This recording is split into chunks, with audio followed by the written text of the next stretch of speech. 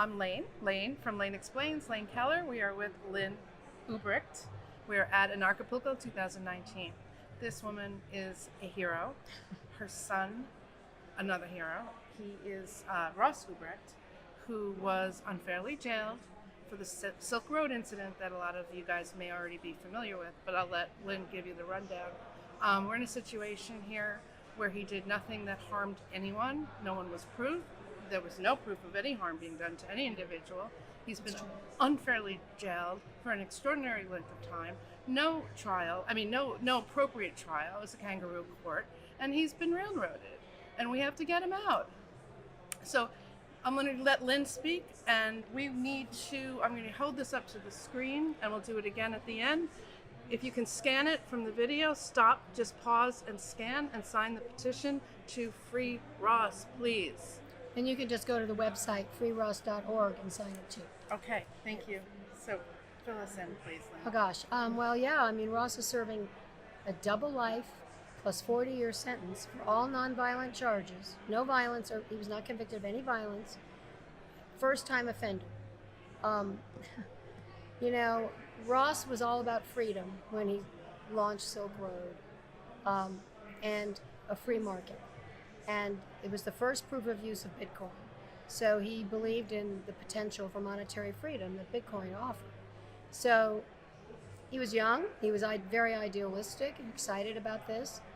And for something he did at the age of 26 on a computer, they're not giving him any chance for any life at all.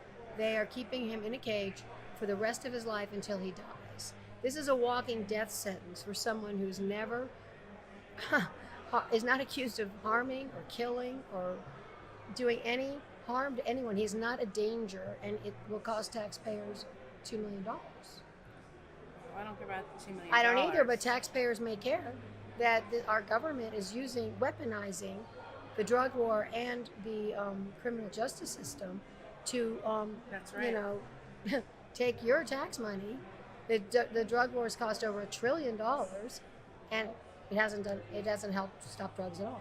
Now, you were saying it's going to take a commutation Yes, commutation by the president. And basically, to sign the petition, all you have to do is say, yeah, double life plus 40 years for a nonviolent person who's not charged with harming anyone is wrong. It's just wrong. And ask the president to, by signing the petition, you're asking the president to commute the sentence to time served, which would be the best, or less.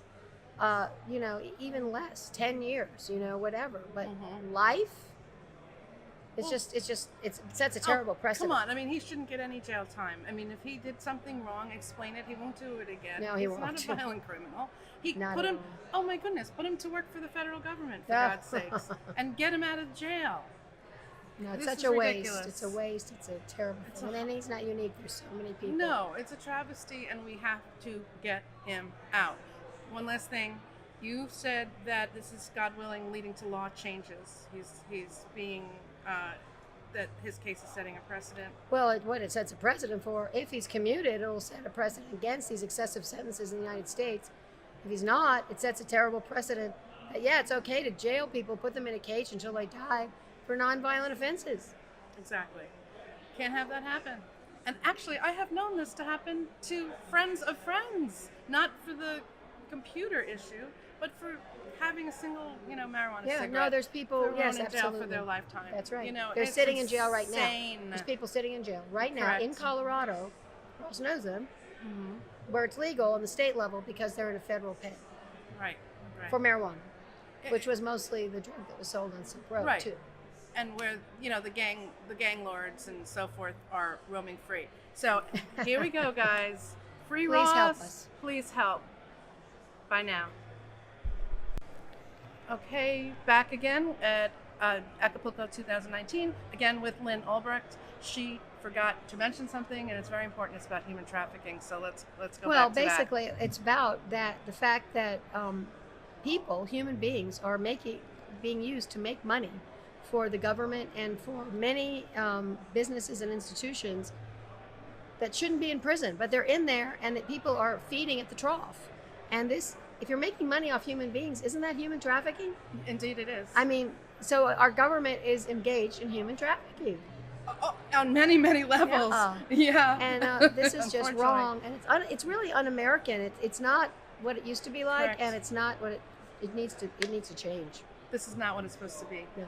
No. So thank you for mentioning that. Yeah. Okay. Thank Thank you. you.